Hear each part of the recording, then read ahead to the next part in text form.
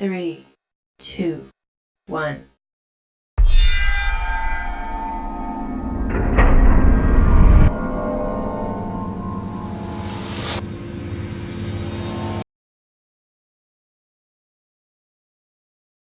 New topic, which is managerial response to changes in business environment and demonetization.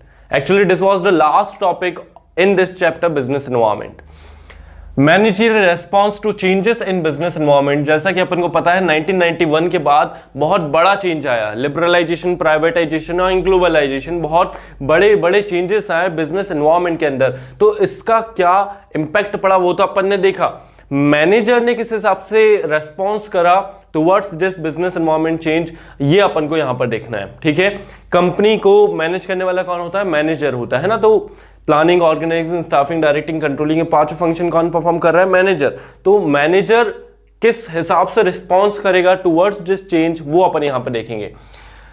सबसे पहला diversification, सबसे पहला जो चेंज रेस्पॉन्स देखने को मिला था मैनेजर की तरफ से वो था diversification. First response seen after new policy is the companies are going for diversification. Company किस में जाने लगी? डाइवर्सिफिकेशन में जाने लगी। डाइवर्सिफिकेशन मतलब ये होता है कि जैसे अभी मैं पेन बना रहा हूं, ठीक है, अभी मेरा स्टेशनरी का काम है, फिर इसके बाद मैं क्लोथ्स भी मैन्युफैक्चर करना स्टार्ट कर दूंगा, मतलब adding more line of product. अभी मैं स्टेशनरी बना रहा हूं, फिर मैं क्लोथ्स बनाना स्टार्ट कर दूंगा, फिर मैं मेडिसिन बनाना स्टार्ट कर दूंगा, फिर मैं कॉस्मेटिक बनाना स्टार्ट कर दूंगा। तो इसको बोलते हैं डाइवर्सिफिकेशन। ठीक है, adding more line of product. अब for example state on BHEL, BHEL ने क्या डिसाइड कर लिया था कि BHEL will start in dealing with product of solar energy, transport and water business. मतलब उसने जो नॉर्मल बिजनेस है उससे हटके अपने आप को डाइवर्सिफाई करने का फैसला ले लिया था सोलर एनर्जी और ट्रांसपोर्ट वाटर बिजनेस का। वैसे ही और भी कंपनीज है, Reliance, Voltas, LG, Samsung are diversifying their activities by adding more product. तो ये जो कंपनीज हैं उन्होंने अपने प्रोडक्ट बढ़ाना चालू कर दिया था। ठीक है, क्योंकि बाहर से भी प्रोडक्ट आ रहे थे, अब इनको अपनी सप्लाई बढ़ानी थी, तो इन्होंने मार्केट में मोर लाइन ऑफ प्रोडक्ट को लॉन्च करना स्टार्ट कर दिया था। ठीक है, अब इसके बाद तो सबसे पहला इंपैक्ट क्या, मतलब सबसे पहला रेस्पॉन्स क्या देखने को मिला? डाइवर्सिफिकेशन। दूसरा response latest technology and customer focus. ठीक है, दूसरा रिस्पॉन्स देखो क्या मिला था? To get first mover advantage. First mover advantage के बारे में अपन को पता है। ठीक है, first mover advantage, companies are trying to get latest technology first in their product. ठीक है, फर्स्ट मूवर एडवांटेज मतलब क्या होता है कि जब भी कोई अपॉर्चुनिटी आए, ठीक है, और उसको कोई बिजनेस सबसे पहले अडॉप्ट कर ले तो उसके पास ज्यादा कस्टमर हो जाते हैं या मार्केट में उसका शेयर बढ़ जाता है। तो यही चीज हर कंपनी चाह रही थी कि जो लेटेस्ट टेक्नोलॉजी है पहले वो अडॉप्ट करे। ठीक है, to get first mover advantage, companies are trying to get latest technology first in their product. ठीक है, जो कंपनी प्रोड्यूस कर रही है प्रोडक्ट उसमें सबसे पहले लेटेस्ट टेक्नोलॉजी आए, जिसकी वजह से लोग हमारे सामान को खरीदना स्टार्ट करें और लोगों के नजरिए में हमारा मार्केट शेयर क्या हो जाए? बढ़ जाए। ठीक है, expense on research and development, इसलिए हर कंपनी ने रिसर्च एंड डेवलपमेंट पर अपना खर्चा बढ़ा दिया था कि कोई भी नया इन्वेंशन हो, इनोवेशन हो तो हम उसको अपने प्रोडक्ट में सबसे पहले लेकर आए। ठीक है, मतलब अगर एग्जाम्पल के थ्रू अपन इसको समझे तो जैसे सपोज ए, बी, सी, डी, ये चार कंपनी है। ठीक है, चारों रिसर्च एंड डेवलपमेंट में खर्चा कर रही है। ठीक है, कोई भी नया प्रोडक्ट है, उस प्रोडक्ट से रिलेटेड सबसे नया इन्वेंशन, सबसे नया इनोवेशन किसने लेके आया? ए ने लेके आया। अब सारे कस्टमर जो है किसके पास जाएंगे? ए के पास जाएंगे वो सामान खरीदने। तो ए जो है पूरे मार्केट को उस समय कैप्चर कर लेगा। तो हर एक कंपनी रिसर्च एंड डेवलपमेंट पे पैसा खर्च कर रही थी। क्यों कर रही थी? ताकि कोई भी लेटेस्ट टेक्नोलॉजी आए तो उसका फर्स्ट मूवर एडवांटेज उस पर्टिकुलर कंपनी को मिल जाए। एमएनसीज आने के बाद 1991 के बाद। Also focus on market was totally shift from producer to customer, और जो फोकस था मार्केट का वो भी शिफ्ट हो गया था। केवल प्रोड्यूसर तक सीमित नहीं था कि हम जो बनाएंगे वही खरीदना पड़ेगा। अब फोकस जो शिफ्ट हो गया था टुवर्ड्स कस्टमर। इसका मतलब यहां पर यह है कि कस्टमर पे ज्यादा ध्यान दिया जाने लगा था, उनको उनकी नीड को फुलफिल होना चाहिए था, क्योंकि अब बहुत सारे सेलर हैं मार्केट में। ठीक है, बहुत सारे सेलर है, कस्टमर उतने ही हैं। और इस हिसाब से कस्टमर क्या करेगा, कस्टमर यही सोचेगा कि हमको सबसे अच्छी सर्विसेज जहां से मिलेंगी हम वहीं जाएंगे। तो इसलिए सब लोगों ने सर्विसेज देना स्टार्ट कर दिया था, जैसे आफ्टर सेल सर्विस हो गई, या डोर टू डोर सर्विस हो गई, या फिर 24/7 शिकायत दर्ज करवाते हैं वो वाली सर्विस हो गई, है ना। तो ये जो सारी चीजें हैं, कंप्लेंट फाइल करवाना, कंप्लेंट पे एक्शन लेना, ये सारी चीजें हर कंपनीज प्रोवाइड करने लग गई थी। तो जो कस्टमर फोकस था, फोकस तो मार्केट का था, वो प्रोड्यूसर से कहां शिफ्ट हो गया था, टुवर्ड्स कस्टमर।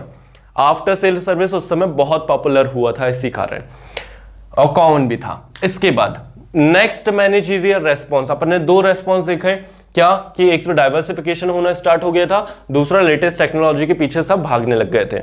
और इसके बाद ब्रांड बिल्डिंग। ब्रांड बिल्डिंग का यहां पे मतलब ये है, after the new economic policy आ जाने के बाद ब्रांड बिल्डिंग, इमेज, गुडविल, ये बहुत मायने रखने लग गई थी। ठीक है, जिस कंपनी का ब्रांड ज्यादा बड़ा होगा उसकी गुडविल मार्केट में ज्यादा होगी, वो मार्केट को कैप्चर करके रख रहा था। ठीक है, उसी के पास कस्टमर जा रहे थे। तो ये चीज बहुत इंपॉर्टेंट हो गई थी कि लोगों को पता चले कि ये कंपनी है, लोगों को पता चले कि इसकी इतनी गुडविल है, लोगों के नजरिए में हमारी कंपनी की इमेज बने। ठीक है, ये बहुत इंपॉर्टेंट हो गया था उस समय। New economic policy, after the new economic policy, brand building, image and goodwill of company has become an important element for promotion of company. ठीक है, promotion of company मतलब लोगों के पास तक ही कंपनी का नाम पहुंचे, उसके लिए इमेज, गुडविल, ब्रांड बिल्डिंग, ये बहुत इंपॉर्टेंट हो गया था। Companies have started spending huge amount on various promotional activity. तो कंपनी ने ज्यादा से ज्यादा पैसा प्रमोशनल एक्टिविटी में खर्च करना स्टार्ट कर दिया था, ताकि उनका ब्रांड बने, ताकि उनकी गुडविल मार्केट में क्रिएट हो, लोगों के नजरिए में इमेज उनकी बन जाए। ठीक है, ये जो चेंज आया था ये बहुत बड़ा चेंज था। 1991 के पहले इतना ज्यादा नहीं होता था, ब्रांड हो गया, गुडविल, इमेज, ऐसा बहुत नहीं होता था। लेकिन 1991 के बाद बहुत सारी कंपनीज आ गई, कंपटीशन बढ़ने लगा, तो हम दूसरी कंपनी से अच्छे हैं, हम दूसरी कंपनी से अच्छे हैं, ये जो बात थी ये ब्रांड बिल्डिंग, गुडविल, इमेज में साफ देखने को मिल रही थी। ठीक है, इसके बाद जॉइंट वेंचर। जॉइंट वेंचर मतलब क्या होता है कि जब दो कंपनी सेपरेटली काम कर रही हो और वो किसी कारण से ज्वाइन हो जाए और फिर वो साथ मिलकर काम करे, एसेट, रिसोर्सेज, मैनेजरियल रिस्पॉन्सिबिलिटी सब जो है ज्वाइन हो जाता है। ठीक है, most of the MNCs come to India through joint venture. ठीक है, मोस्ट ऑफ द कंपनी मतलब जो एमएनसीज बाहर से आई थी, मल्टीनेशनल कंपनीज जो बाहर से आई थी, वो इंडिया में आई थी ज्वाइंट वेंचर के थ्रू। ठीक है, फोर्ड, पता होगा कार की बहुत प्यारी कंपनी है, Ford enter with Mahindra and Mahindra. ठीक है, तो महिंद्रा के साथ वो फोर्ड ने एंट्री ली थी इंडिया के अंदर।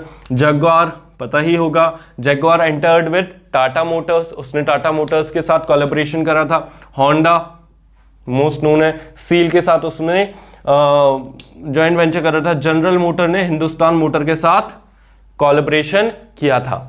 ठीक है, तो यहां पे ध्यान से समझना, जॉइंट वेंचर भी बहुत कॉमन था 1991 के बाद। 1991 के पहले बाहर की कंपनीज यहां नहीं आ सकती थी। 1991 के बाद बाहर की कंपनीज जो यहां पे आई, उन्होंने इंडियन कंपनीज के साथ जॉइंट वेंचर करना स्टार्ट कर दिया था। तो जॉइंट वेंचर भी एक अच्छा खासा मैनेजरियल रेस्पॉन्स है जो कि देखने को मिला था 1991 के बाद। फिर इसके बाद इंप्रूव्ड कंपनसेशन लेवल।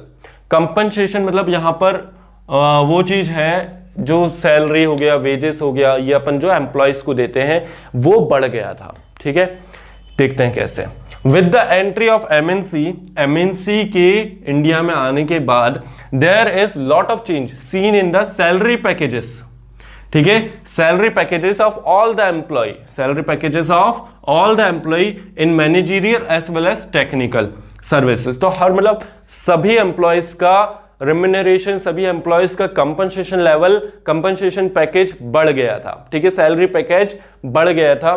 क्यों? क्योंकि उनको कॉम्पिटेंट रखना था। मतलब अब ऐसे वो इनएडिक्वेट, अनट्रेन्ड पर्सनल के साथ काम नहीं चला सकते थे, उनको ट्रेन्ड और एडुकेट नॉलेज वाले एम्प्लॉयज चाहिए थे। मतलब इंडियन कंपनीज को भी अगर एमएनसी को फेस करना है तो हमें एम्प्लॉयज अच्छे चाहिए पड़ेंगे, अगर एम्प्लॉयज अच्छे चाहिए तो उनको अच्छी सैलरीज भी देनी पड़ेगी, ये चीज हो रही थी।